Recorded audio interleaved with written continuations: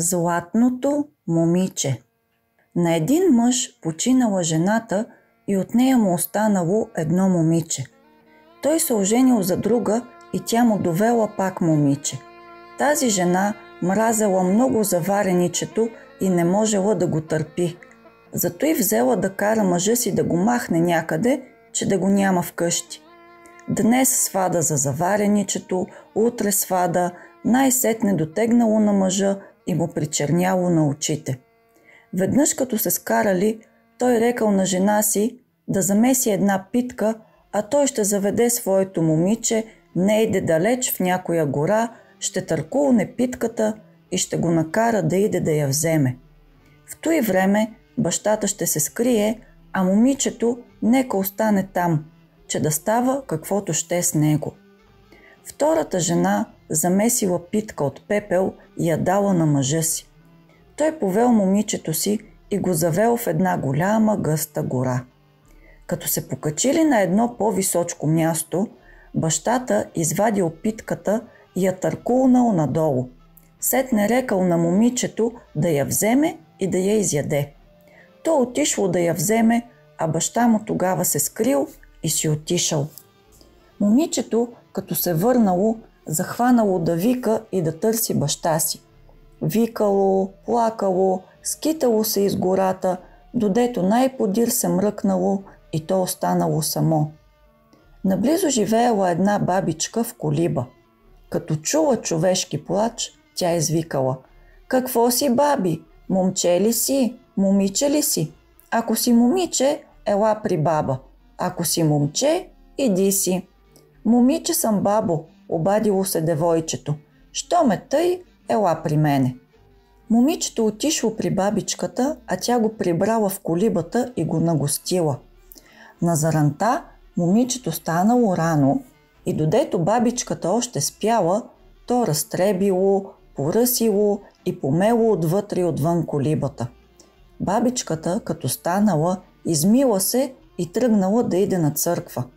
Тя имала гадинки, змии, гущери, ей такива, дето да бяга човек от тях, и заръчала на момичето да им попари трички и да ги нахрани.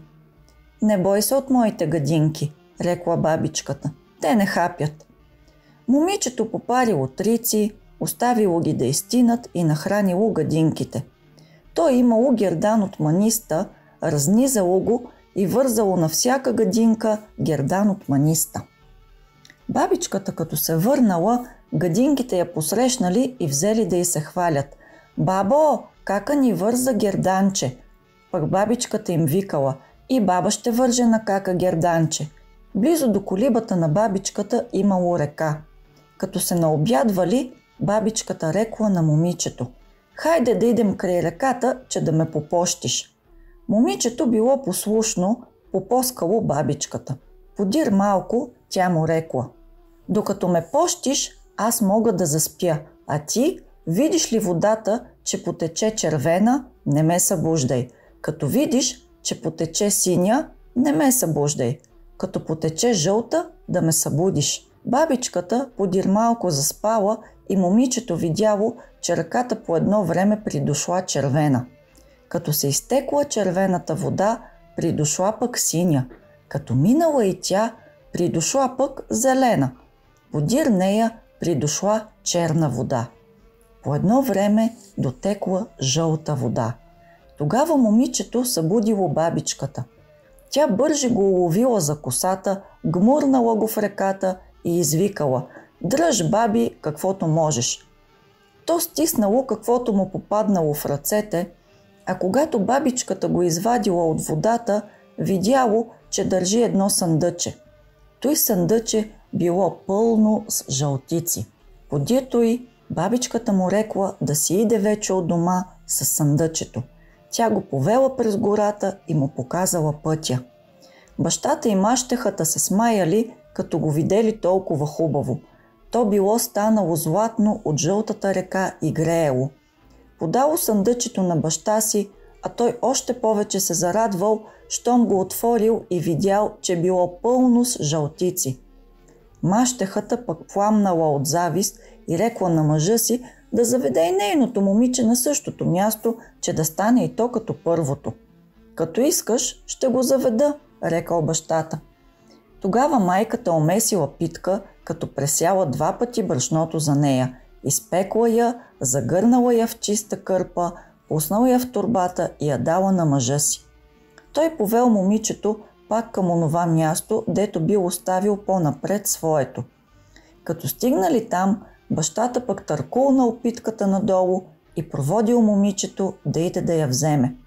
Отново се скрил и си отишъл. Момичето, като се върнало, почнало да търси баща си и да го вика. Като не го намерило, то заплакало и тръгнало в гората. По едно време вечерта бабичката го чула и му извикала: „Какво си, баби? Момче ли си или момиче? Ако си момиче, ела при баба. Ако си момче, отивай си.“ „Момиче съм, бабо“, обадило се момичето. И отишло при бабичката, а тя го прибрала в колибата и нагостила. На сутринта момичето не се дигнало, додето не станала бабичката, а като станало, не се потрудило да разтреби и да помете, както направило другото момиче. Бабичката се измила и облекла, тръгнала пак да иде на църква. На тръгване тя поръчала пак тъй и на него, да попари трици и да нахрани гадинките й, като му казала да не се бои от тях, защото те не хапят. Момичето попарило трици, ала не чакало да поистинат, ами ги дало веднага на гадинките и те се изгорили, като почнали да ядат от тях. Щом се върнала бабичката, гадинките я посрещнали и взели да й се оплакват. „Бабо, мене кака попари! Бабо, мене кака попари!“ „И баба кака ще попари“, отвърнала бабичката. Като обядвали, бабичката рекла на момичето да идат край реката да седнат, че да я пощи. „Мене ми се доспа“, обадила се бабичката. „И може да заспя, пък ти, като видиш реката, че придойде червена, да не ме будиш. Като я видиш, че придойде зелена, да не ме будиш.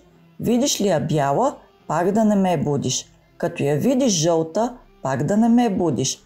А като я видиш, че придойде черна, да ме събудиш.“ По едно време момичето видяло, че реката променя водата си. Като придошла жълтата, то бръкнало с котрето си в нея. Котрето се потопило и останало позлатено.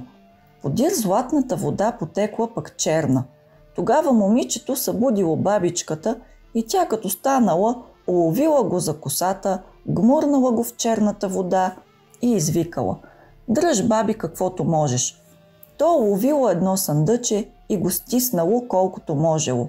Той съндъче било пълно с змии гущери, ама бабичката не му казала какво има вътре. Подир той, тя му рекла да тръгне с нея, че да го заведе до нейде, откъдето може да се прибере от дома си. Като си отишло, майка му се смаяла и щяла да припадна от яд, щом го видяла толкова черно като дявол. Пък като отворила и съндъчето и видяла какво има, тя почнала да се кара на мъжа си, като си помислила, че не ще й бил завел и нейното момиче на същото място, дето бил завел неговото, и зато е станало тъй. „Аз“, рекал той, „дето бях завел по-напред едното, там заведох сетне и другото. И както сторих с едното, тъй и с другото. Пак къде са ходили, какво са правили и как е станала тази работа, колкото знаеш ти, толкова и аз.“ От тогава нататък мащехата, макар че мразела пак за вареничето, но нали занесло толкова пари, не можела вече да помене, че не го ще вкъщи. Като пораснало златното момиче и станало мома за женене, поискал да се ожени за нея първият юнак в страната, защото била много хубава и нямало друга втора като нея. Когато дошло време да я вземат и поведат със сватбата за венчаване, мащехата й я скрила под коритото, пък наместо нея облякла и забулила с булото черната мома, нейната дъщеря, като й казала да си подава под булото само по златения пръст и хората да мислят, че тя е златната мома. Но не щеш ли, по едно време петелът пропял: „Кукуриго, златна кака под корито, черна кака на кон язди.“ Сватбарите се спогледали, Почудили се каква е тази работа и пак продължили пътя си. Подир малко петелът пак пропял: Кукуриго, златна кака под корито, черна кака на кони язди. Ватбарите пак се спогледали и се почудили. Подир малко петелът за трети път пропял: Кукуриго, златна кака под корито, черна кака на кони язди.